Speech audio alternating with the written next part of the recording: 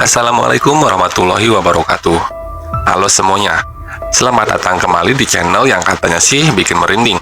Tapi semoga bukan cuma karena angin malam ya. Sebelum kita mulai, saya mau kasih tips penting nih. Kalau kamu penakut, pastiin deh, kamu dengerin ini rame-rame. Tapi kalau kamu berani ya udah, dengerin sendiri juga nggak apa-apa, asal jangan mendadak nyalain semua lampu rumah. Terus nyalain saya karena nggak bisa tidur. Malam ini kita akan bahas cerita horor yang katanya nyata. Tapi tenang aja, setan di cerita ini cuma nongol di layar. Kalau tiba-tiba ada yang nongol di belakang kamu, itu urusan lain. Ambil posisi nyaman, jangan lupa cemilan. Asal jangan makan mie pas dengar suara saretan kursi ya. Dan siapin mental, karena horornya udah di depan pintu. Namaku Riko. Umurku 26 tahun. Aku kerja sebagai editor video di sebuah rumah produksi kecil di Jakarta. Karena kerjaan sering bikin stres, kadang aku ambil waktu libur sendiri. Nah, awal bulan kemarin, aku diajak temanku, Bayu, buat ikut ke kampung neneknya di daerah Jawa Tengah. Katanya di sana tenang, adem, dan cocok buat refreshing. Tanpa pikir panjang, aku langsung setuju. Kami berangkat malam hari naik mobil pribadi. Jalanan agak lengang, cuma sesekali ketemu truk-truk besar. Sekitar pukul 2 dini hari, kami masuk ke sebuah daerah perbukitan. Di kiri kanan jalan cuma ada pepohonan besar dan ladang-ladang kosong. Lampu jalan nyaris nggak ada. Gelap banget. Aku sempat tanya ke Bayu, "Bay, ini beneran jalan ke desa nenek lo?" Bayu cuma senyum sambil jawab, "Iya, tenang aja, emang sepi, tapi bentar lagi nyampe kok." Setengah jam kemudian, kami masuk ke sebuah desa kecil yang terlihat sangat tua. Rumah-rumahnya masih banyak yang berdinding kayu. Udara malamnya dingin, dan ada aroma aneh yang nyangkut di hidung, seperti bau dupa atau bunga melati. Nggak tahu kenapa sejak masuk desa itu, aku ngerasa agak nggak nyaman. Merinding tiba-tiba. Kami akhirnya berhenti di depan rumah nenek Bayu, rumah panggung, dikelilingi pagar bambu. Ada satu lampu kuning redup di teras. Nenek Bayu keluar menyambut kami. Perawakannya kecil, kulit keriput, tapi senyumnya hangat. "Sudah malam, cepat masuk, jangan banyak lihat keluar," katanya pelan tapi tegas. Aku agak bingung dengan ucapan itu. Tapi karena capek, aku nurut aja. Di dalam rumah suasananya cukup hangat. Nenek menyiapkan teh dan cemilan singkong goreng. Tapi anehnya, setiap kali aku dengar suara dari luar, entah itu suara daun kering, suara ayam, atau angin, nenek selalu lihat ke arah jendela, lalu berbisik-bisik sendiri. Aku perhatikan, jam dinding menunjukkan pukul 3 dini hari. Lalu tiba-tiba terdengar suara tabuhan kentongan dari kejauhan. Bayu langsung berdiri dan melihat keluar jendela. Aku penasaran, ikut mendekat. Di kejauhan dari arah jalan desa yang gelap, terlihat barisan orang membawa obor. Mereka berjalan pelan, memakai pakaian serba hitam. Di tengah-tengah barisan itu ada satu keranda mayat yang ditandu oleh 4 orang. Tapi yang bikin bulu kuduku berdiri, mereka tidak bersuara sama sekali. Sunyi, hanya suara langkah kaki di tanah dan kentongan itu yang terdengar. "Itu orang-orang lagi ngubur mayat malam-malam?" tanyaku pelan.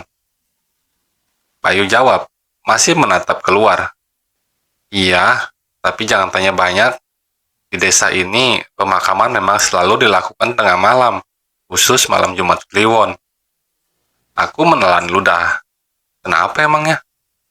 Bayu menoleh, wajahnya agak tegang. "Karena mayatnya bukan orang biasa." Aku langsung diam, gak tahu harus ngomong apa.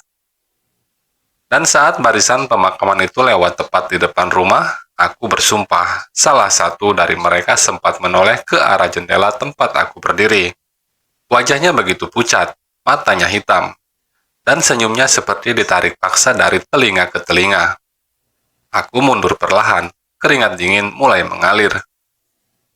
Kok, jangan lihat, tutup matamu. Suara nenek tiba-tiba terdengar keras. Aku menurut. Di luar suara kentongan semakin menjauh, tapi malam itu aku sadar, liburanku gak akan jadi liburan yang tenang seperti yang kubayangkan. Setelah rombongan pemakaman itu lewat, suasana jadi lebih mencekam. Bayu langsung menutup tirai jendela, dan neneknya menyuruh kami tidur di kamar belakang. Aku sempat mau bertanya lagi soal pemakaman malam tadi, tapi nenek Bayu berkata pelan, "Jangan dibahas, jangan diingat, tidur aja." Aku dan Bayu masuk ke kamar, ukurannya kecil, dengan kasur tipis di atas lantai dan lampu tamaram. Di sudut kamar ada lemari kayu tua yang kelihatan sudah puluhan tahun usianya. Bayu langsung tidur, kayak udah terbiasa. Sementara aku, susah banget merem. Bayang-bayang wajah orang yang tadi senyum ke arahku terus muncul di kepalaku. Jam sudah menunjukkan pukul 3.45, udara makin dingin. Jendela kamar kami tutup kain putih tipis, dan kadang bergoyang tertiup angin. Tiba-tiba, aku dengar suara dari luar jendela. Suara ketukan, pelan tapi jelas. Aku duduk perlahan, menahan napas. Kali ini agak keras. Aku tengok Bayu, dia masih tidur, nafasnya berat. Aku hampir membangunkannya, tapi suara itu datang lagi, dan kain jendela bergerak, seperti ada bayangan orang berdiri di luar sana. Siapa ya? Bisikku, padahal jelas aku nggak mau ada jawaban. Aku nekat mendekat. Perlahan, aku angkat kain tipis jendela itu. Dan sesuatu berdiri di luar. Itu adalah seorang pria, tapi bukan manusia. Wajahnya hancur di satu sisi, seperti setengah terbakar. Matanya bolong, bibirnya hitam. Tapi yang paling menyeramkan, dia menatap langsung ke mataku dan tersenyum. Aku mundur jatuh ke belakang, degup jantungku seperti mau pecah. "Bayu, Bay, bangun Bay, ada orang di luar," teriakku setengah berbisik panik. Bayu bangun kaget. Dia langsung refleks berdiri dan menutup jendela rapat-rapat, tanpa lihat keluar. "Jangan lihat kok, dengerin gue, lo lihat apapun di luar malam-malam, jangan dirawin," katanya tegas. Aku bingung, napas masih ngos-ngosan. "Itu orang mukanya hancur, Bay." Bayu langsung menyalakan senter dan mengarahkannya ke lemari kayu di sudut kamar. Di dalam lemari itu ada beberapa kembang 7 rupa, seikat daun kelor, dan segumpal tanah di dalam botol kecil. "Kalau dia datang lagi, buka tutup botol ini dan sebut nama gue 3 kali, tapi jangan sembarangan dipakai." Aku makin bingung, tapi Bayu kelihatan serius. Di desa ini setiap mayat yang dikubur tengah malam itu bukan orang biasa. Mereka pernah melakukan perjanjian sewaktu hidup. Dan kalau malam Jumat Kliwon, kadang arwah mereka belum tenang. Aku merinding lagi. Tiba-tiba dari arah depan rumah terdengar suara kentongan dipukul keras, tapi bukan yang biasa. Nenek Bayu langsung berteriak dari luar kamar. "Bayu, tutup semua pintu dan jangan keluar. Satu dari mereka, pulang lagi." Aku dan Bayu saling pandang, deg-degan. Malam itu kami dikurung di kamar bersama ketakutan yang nyata. Malam itu kami tidak tidur. Bayu duduk di pojok kamar, memegang botol tanah yang tadi ia tunjukkan. Aku bersandar di tembok, mataku menatap jendela yang kini sudah ditutup rapat dengan kain dan dipaku dari dalam. Tapi tetap saja, bayangan wajah mayat tadi terus terbayang. Suara kentongan di luar berhenti, tapi kini digantikan oleh suara langkah kaki, pelan, berat, seperti menyeret. Lalu terdengar suara bisikan, samar, entah dari siapa, tapi jelas berasal dari luar kamar. "Pulang, pulangkan aku." Tenggorokanku tercekat. Aku hampir nangis saking takutnya, tapi Bayu tetap tenang. "Oh, jangan dengerin kok. Itu bukan suara orang hidup. Di sini orang mati bisa minta tolong. tapi bukan tolong yang kamu pikir. Aku hanya mengangguk pelan. Menjelang subuh, suara itu hilang. Bayu akhirnya keluar kamar setelah neneknya bilang keadaan sudah aman. Kami duduk di ruang tengah, minum teh hangat yang disiapkan nenek. Tanganku masih gemetar. Nek, itu tadi siapa ya? Kenapa bisa balik ke rumah? Tanyaku pelan. Nenek Bayu menarik napas panjang. Wajahnya terlihat letih. Mayat itu dulunya dukun pesugihan, Riko. Waktu dia mati, jasadnya nggak bisa dikubur di siang hari. Harus malam, supaya rohnya tenang. Tapi ternyata tidak semua perjanjian bisa ditebus dengan tanah. Aku langsung merinding. Desa ini punya kuburan khusus, letaknya di tengah hutan bambu, dan semua yang dikubur di sana bukan orang biasa. Mereka orang-orang yang dulu pernah membuat kesepakatan dengan sesuatu yang bukan dari dunia ini. Lalu Bayu menambahkan, dan tiap malam Jumat Kliwon, pasti ada satu lingkaran kubur baru yang disiapkan, walaupun gak ada yang meninggal. Aku menatap mereka berdua, bingung dan takut. Maksudnya, kali kubur, tapi belum ada jenazahnya. Nenek mengangguk pelan. Karena mereka datang sendiri, nak, mayat itu akan muncul, mencari tempatnya sendiri. Aku menadak lemas. Bayu kemudian berkata, tadi malam itu, liang yang disiapkan belum sempat ditutup, dan itu bahaya. Aku makin gak ngerti. Emangnya kenapa? Karena kalau liang kubur gak ditutup sebelum subuh, roh yang dikubur bisa keluar dan balik ke tempat terakhir yang dia datangi saat hidup.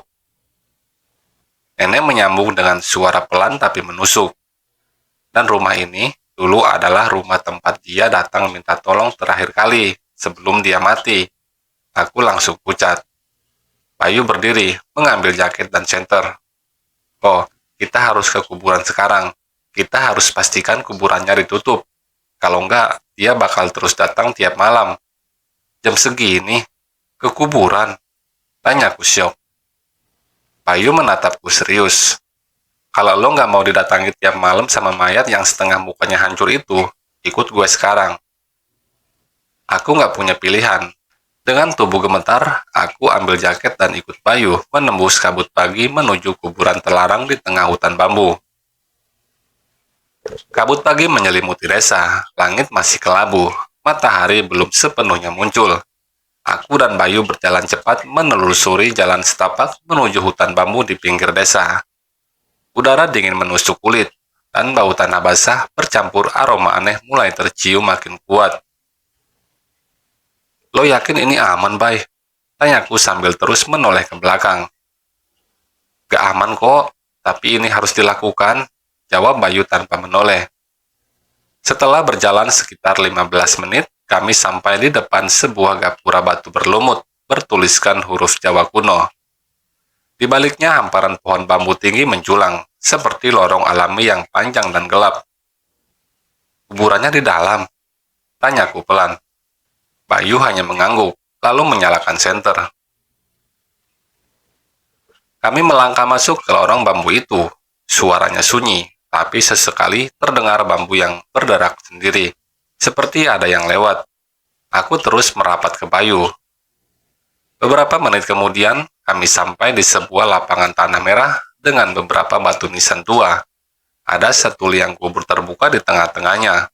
Tanahnya masih basah, dan tidak ada satupun orang di sana. Tuh kan, belum ditutup, kata Bayu.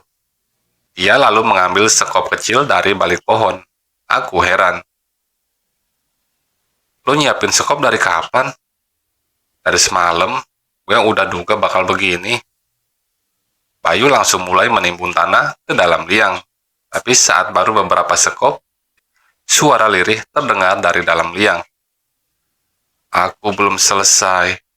Belum selesai. Aku langsung mundur beberapa langkah. Suara itu datang dari dalam kubur. Bayu berhenti, menatap ke lubang. Perlahan sesuatu muncul dari tanah, sebuah tangan, kotor, penuh tanah dan kuku hitam, mencuat keluar. Lalu tangan kedua, tubuh itu mencoba merangkak keluar. Bayu, dia hidup, teriakku panik. Dia bukan hidup kok, dia cuma belum ikhlas. Bayu buru-buru buka botol tanah yang semalam dia bawa. Tutup kuping lo, jangan dengerin suara dia. Aku refleks menutup telingaku, tapi suara itu makin jelas. Tolong, rumah itu, aku harus kembali. Tolong. Tiba-tiba Bayu melempar botol tanah itu ke dalam liang sambil berteriak. Aji Sukmawening, bali marang papanmu. Begitu botol itu menyentuh tubuh si mayat, tubuhnya langsung seperti terbakar dari dalam. Bukan api, tapi cahaya merah gelap yang membungkus tubuhnya, lalu menyedotnya kembali ke dalam tanah. Liang kubur itu mengeluarkan suara, seperti sesuatu ditelan lumpur. Perlahan tanahnya mulai menutup sendiri. Udara dingin berubah menjadi sangat panas sebentar, lalu sunyi. Kami berdua hanya berdiri mematung, napas berat. Jantungku masih berdetak kencang. Oh, kalau lo nggak ikut tadi, mungkin dia udah masuk rumah kita lagi malam ini, ucap Bayu pelan. Aku masih gemetar, tapi dalam hati aku tahu ini belum selesai. Pagi itu kami kembali ke rumah nenek Bayu dalam keadaan lemas. Tubuhku capek, tapi pikiranku masih belum tenang. Bayangan tangan si mayat yang keluar dari liang tadi malam terus terbayang. Rasanya seperti aku baru pulang dari neraka. Nenek Bayu sudah menunggu di teras, duduk sambil memegang tasbih. Ketika melihat kami datang, beliau langsung berdiri. Sudah tertutup? Tanyanya pelan. Sudah, Nek, jawab Bayu sambil mengangguk. Nenek lalu menghela napas panjang, matanya menerawang. Tapi ini belum berakhir, Nak. Masih ada satu lagi. Aku yang duduk tak jauh darinya langsung menoleh cepat. Maksudnya, Nek? Nenek menatapku dalam-dalam. Matanya tajam, suaranya rendah. Tiap malam Jumat Kliwon, bukan hanya mayat lama yang datang, tapi juga ada liang baru untuk yang akan menyusul. Aku langsung merinding. Jadi, selalu ada yang mati tiap malam itu, Nek? Tanyaku pelan. Nenek mengangguk. Atau akan dimatikan. Bayu menatapku, wajahnya mulai cemas. Nek, jangan bilang. Nenek berdiri, berjalan pelan ke dalam rumah. Kami berdua mengikuti dari belakang. Di ruang tengah beliau mengambil sebuah buku tua dari balik lemari kayu. Isinya seperti buku catatan warga. Tapi di halaman terakhir ada 2 baris nama yang ditulis dengan tinta merah. Yang pertama, Jatmiko, dukun pesugihan, sudah dicoret. Yang kedua, Riko, pendatang dari kota. Aku langsung pucat, leherku serasa dicekik. Ini nama aku? Tanyaku dengan suara bergetar. Dia menandai siapa saja yang melihat wajahnya, dan kau sudah melihatnya. Tubuhku langsung lemas. Aku berdiri, mundur, napas sesak, rasanya nggak percaya. Bayu menggenggam bahuku erat. Kok, lo harus pergi sekarang, sebelum malam. Aku mengangguk panik. Tanpa banyak bicara, aku langsung beresin barang-barang. Saat itu juga aku pamit ke nenek Bayu. Maaf, Nek, terima kasih sudah menampung saya, tapi saya harus pergi. Nenek hanya menatapku, wajahnya penuh iba. Tapi sebelum aku melangkah keluar, dia memberi sesuatu, sebuah kantong kain kecil berisi tanah dan daun kelor. Simpan ini di bawah bantalmu malam ini. Kalau kau berhasil lewati 1 Jumat Kliwon, mungkin kau selamat. Aku hanya bisa mengangguk. Hari itu juga aku pulang ke Jakarta, tapi malamnya aku tidak bisa tidur. Bukan karena takut, tapi karena ketukan itu kembali datang. Dari arah jendela kosku di lantai 2, padahal aku sudah jauh dari desa. Suara lirih itu kembali memanggil. Riko, buka, aku sudah sampai. Itulah pengalamanku. Sejak malam itu, aku pindah kos, ganti nomor, bahkan sempat tinggal sementara di luar kota. Tapi tiap malam Jumat Kliwon, aku selalu dengar ketukan yang sama. Kata orang, kalau kamu melihat wajah arwah penasaran, kamu akan dibawanya, cepat atau lambat. Karena setiap pemakaman tengah malam selalu butuh 1 liang kubur baru. Dan sampai sekarang, 1 kuburan itu belum terisi.